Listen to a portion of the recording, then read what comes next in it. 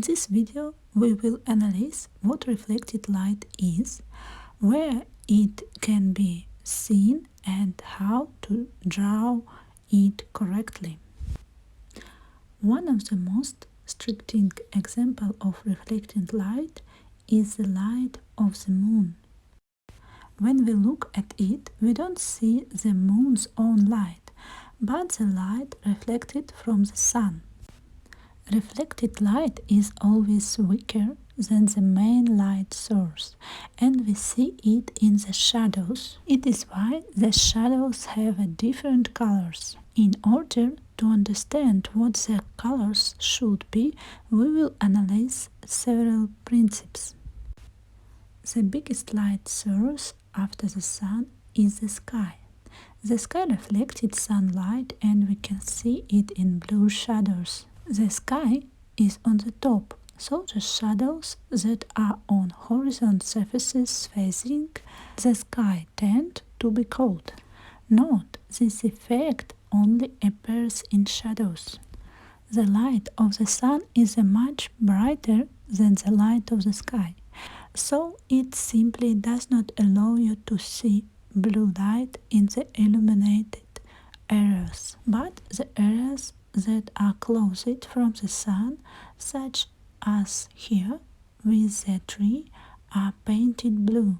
The second most common source of reflected light is the ground. Sunlight reflected off the ground colors the shadows on objects that are turned to the ground in warm shades. Therefore, as rule, the shadows on trunks of trees and walls of houses are warmer closer to the ground. The peculiarity of reflected light is that it quickly loses its power when moving away from the object.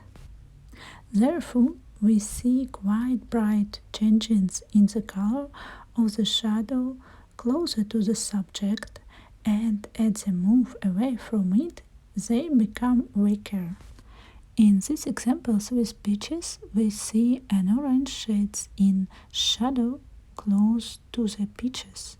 This is the reflected light from the peaches themselves. And then the shadows turn blue.